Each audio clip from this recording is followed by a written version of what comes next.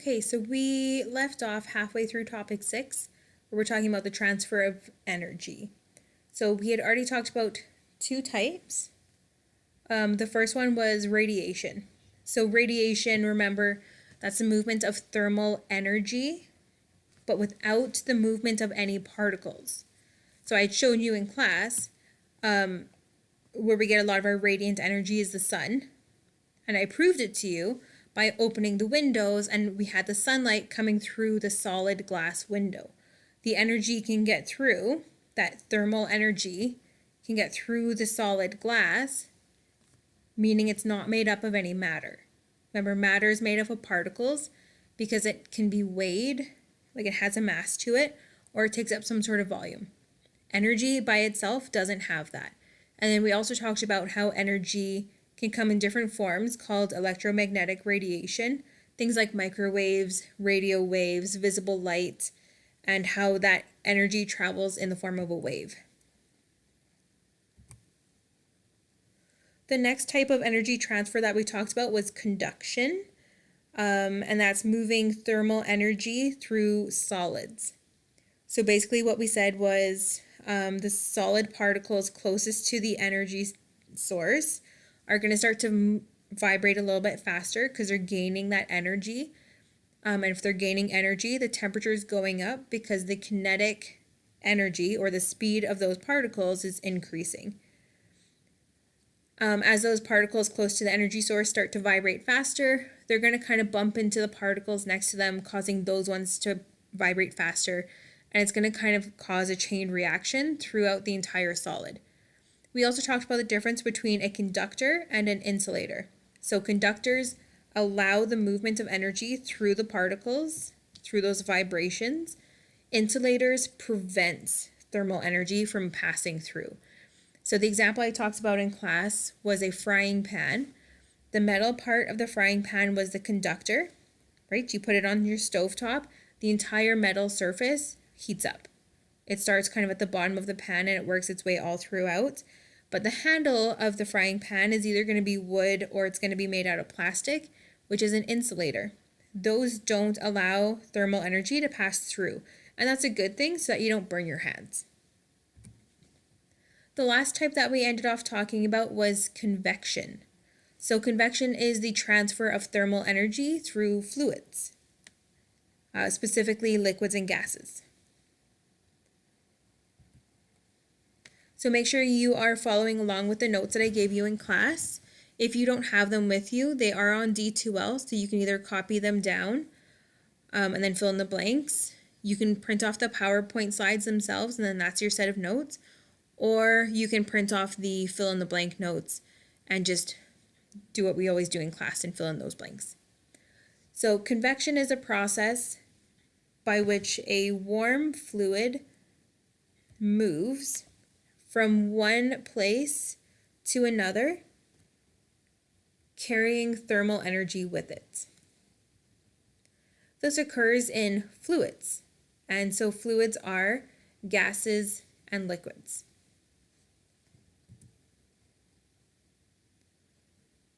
That movement of fluids creates something called a convection current. So convection current is the continuous circulation of a fluid, and it transfers thermal energy. So it transfers, just like what we talked about in previous lessons, it transfers thermal energy from places that are hot. So hot substances will be less dense fluids, and it's going to move to areas that are colder, and those are going to be more dense fluids. So an example of where we see convection currents is inside the Earth. We're going to talk about the Earth in one of our last units, which is called Planet Earth, and we're going to talk about the different layers of the Earth. But essentially we have our crust on top, and underneath our crust we have the mantle. The mantle is basically just molten rock or magma. So inside the Earth, the very center of the Earth is extremely hot. So all the magma that's closest to the center of the Earth, it's going to start to heat up. As it heats up, just like we talked about in topic 4, it's going to expand. So the particles are going to move further apart. Remember, the particles themselves are not getting bigger. It's the spaces between the particles that are getting bigger. As those spaces between particles are increasing, the density of that fluid is going down. It's decreasing. So think of density kind of like weight. So it's getting lighter in a way. As it's getting lighter, it's going to start to rise to the top or closer to Earth's surface, which is cooler. So heat transfers from hot to cold, so that magma is going to start to lose some of its thermal energy and become cooler, and it's going to start to condense. The particles are going to get closer together, and overall it's going to become more dense, which you can think of it as kind of becoming more heavy. So it's going to start to sink back down to the center of the Earth. And then that current is just that continuous cycle of rising and sinking and rising and sinking.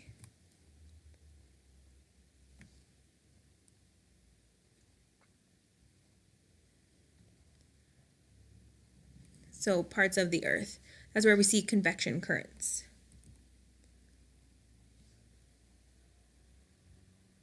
So how convection currents are created. So this is just the note version of what I just talked about. Warm fluids expand. We talked about that in topic 4. So as they're expanding, the particles are getting further apart, and the fluid itself is becoming less dense. So think of that as being lighter. It kind of weighs less. That warm fluid will start to rise. It becomes more buoyant, so it starts to go upwards. The rising fluid starts to cool down because now it's further away from the energy source. And it starts to contract. So remember, contract means the particles get closer together. It's going to kind of come in on itself. When it contracts, it becomes more dense. Think of that as being heavier. And then the cool fluid will start to fall down or start to sink, replacing that rising warm fluid.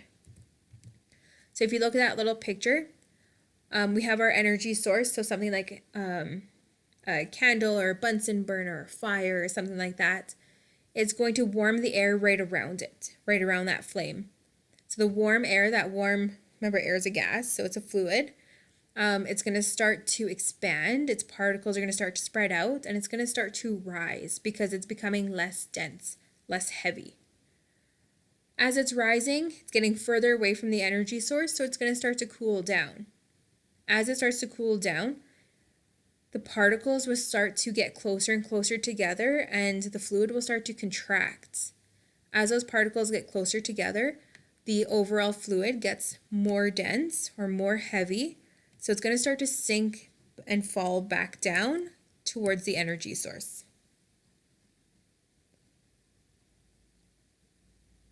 So if you want, you can find these PowerPoints on D2L and you can go through that animation yourself.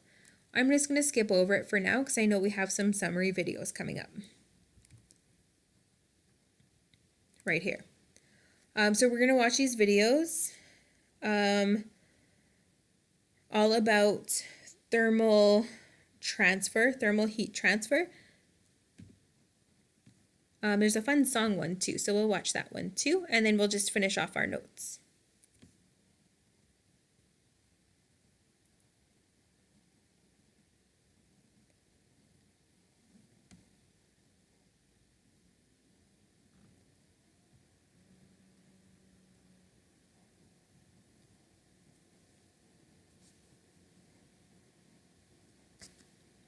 I'll obviously have to replace that link, so I'll have a link just outside of this video on D2L that has a complete summary, because they've obviously taken mine down. Let's see if this song one works though. Let me just find that again.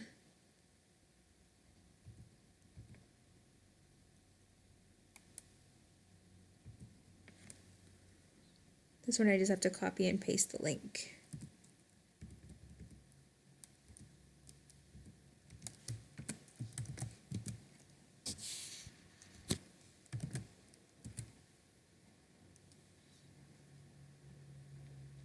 Good, this one works.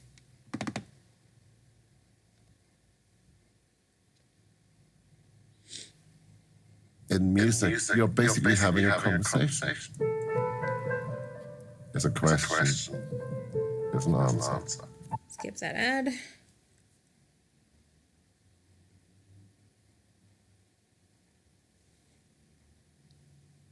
When the days are cold, this is what we're told. The transfer of heat from hot to the cold. When the heat will sail through the air, it's said it's radiation using infrared. The sun provides the truth, the rays come down on you. Fireplace on inside, you feel the waves of fire. No matter how far heat, different temperatures meet. No matter where he's from, hot to cold, how it's done. Radiation heat, it goes through the skies. Convection fluids rise, it's where the heat supply.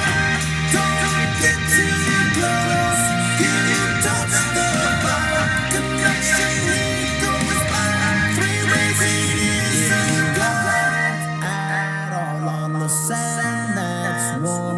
When the light is out, all your toes get burned. So the heat in place will be passed away to the molecules of the nearby space.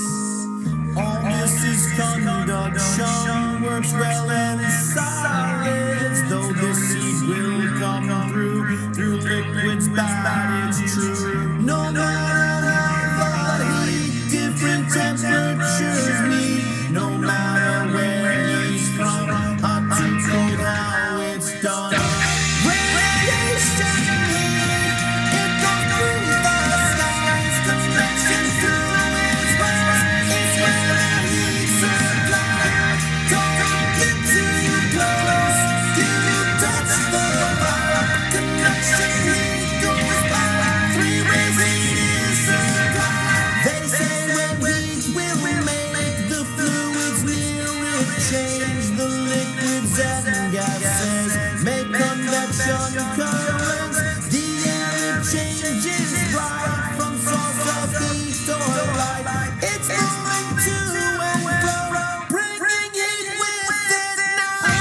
Radiation heat, it goes through the skies. Convection fluids rise, it's where the heat supply. Don't get too close, you touch the fire. Convection heat goes by, 3 ways heat is supplied. Beautiful. I know you enjoyed that. Okay, let's keep going on with our notes. There's not that much left. All right, so now we're going to talk about common features of energy transfer systems. So system just kind of means like everything all put together. You'll see. They have 5 parts that are all in common. So all energy transfer systems have the following features in common. So there's 5 parts. So number 1, there's an energy source. So something that supplies thermal energy into the system. So we had talked about this in class, things like candles, fires, radiators, vents in your house, like the furnace vents, curling iron, the sunlight, those are all energy sources. Or, energy sources. Number 2, direction of energy transfer. So energy transfers from the source to the rest of the system. So it always goes kind of from the hot part, which is typically your source, outwards to the colder parts that are further away from your source. Number 3, transformations. Energy can change its form when it is transferred. So we've mostly been talking about thermal energy, but as you know, there's also other types of energy. There's light energy, sound energy, there's kinetic energy, which is the energy of movement. Number 4, there's usually waste heat. Actually, pretty much all the time there's waste heat. So thermal energy is often lost to the surroundings instead of going all into your whatever system that you're looking at. So a little bit of thermal energy is always lost, or we call it wasted, because it's not being used for the main purpose of whatever that system is. And then the last one, there's a control system. So it's some sort of device that stops the transfer of energy. So we're going to look at an example now. So for example, dribbling a basketball. So your system is you and the basketball.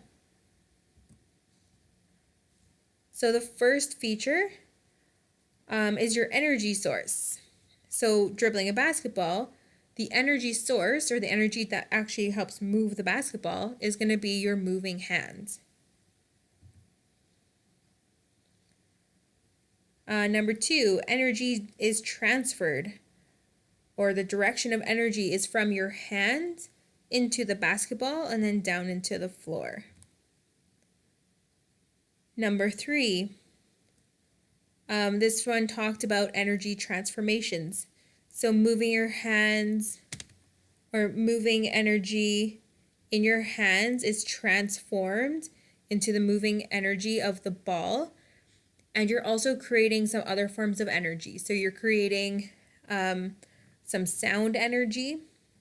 And then there's a little bit of, I guess, a different kind of, in this case, or there's thermal energy when the ball hits your hand and when the ball also hits the floor.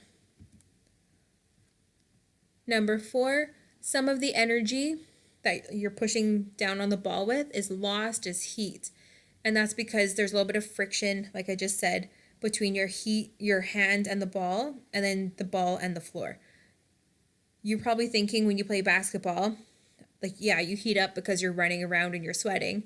But if you're just standing still, just dribbling a ball, your hand doesn't feel warmer, or the ball doesn't actually feel warmer. It does heat up, but it's just ever so slightly, not enough for you to really notice anything. And we had already talked about in class that friction, like two surfaces rubbing on each other, does heat up. So I had you guys take your hands and you rub them together, and you'll feel that your hands will start to heat up. That happens just ever so slightly when you're dribbling a basketball. And then number 5, your control system. So the main control system in dribbling of the ball is obviously going to be the person, either like speeding up the speed that you're dribbling or slowing down the speed that you're dribbling. So that's the control system.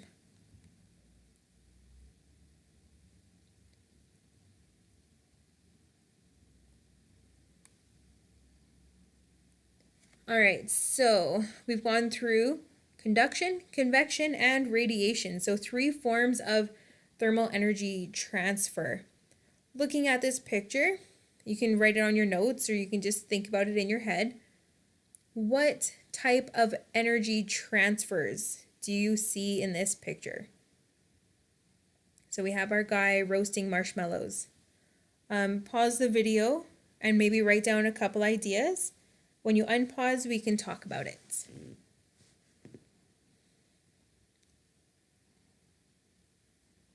All right, so what type of energy transfers do you see in this picture?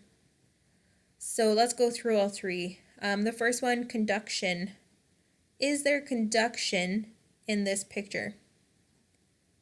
So yes, there is. So remember, conduction is thermal transfer in solids. So there's going to be some conduction in your marshmallows, as well as the skewer that the marshmallows are on, that pointy stick that you push through the marshmallows. If you leave them over the fire long enough, obviously they're going to heat up. That's the whole purpose of roasting your marshmallows. You want them to heat up and become ooey and gooey and delicious. The skewer is usually made out of metal, and that also will heat up too. Is there convection in this picture? Yes, there's definitely convection in this picture. So convection is the movement of thermal energy through fluids, like solids, or sorry, not solids, ignore that, like gases and liquids. So here, the air above the fire is going to heat up, become less dense and float up. It's going to start to cool down, become more dense, and fall back down towards the fire, where it's going to heat up and create that nice convection currents. And then last, is there radiation in this picture? There is. So the guy roasting his marshmallows, he can feel the heat coming off the fire, but thankfully none of the fire is actually touching him, right? That's probably a good thing. So that's that radiation piece. So energy moving, so thermal energy, it's not made out of particles. So radiation is the movement of just pure energy, no particles, no solids, liquids, or gases, from something that's hot to cold. So the radiation here is that heat and the light coming off from the fire. All right, I want to end off this lesson with a thought question. You can write down your answers, and we're going to go over them next class. So in Calgary, typically, we have our vents that blow the hot air from the furnace built into our floors. In California, obviously where it's much warmer, their vents are built into their ceilings. It does get a little bit cold during wintertime in California, but typically they're blowing cold air for AC, air conditioning. So the two questions I want you to answer are, what method or methods, plural, of transfer is used to heat or cool our houses? So either in Calgary or California, are we using conduction, convection, or radiation? And then the second question, why is there a difference in vent locations in Calgary and California? So why do we typically have ours on the floor, and why does California typically have theirs in the ceiling? So next class, we're going to go over these answers and do some practice problems.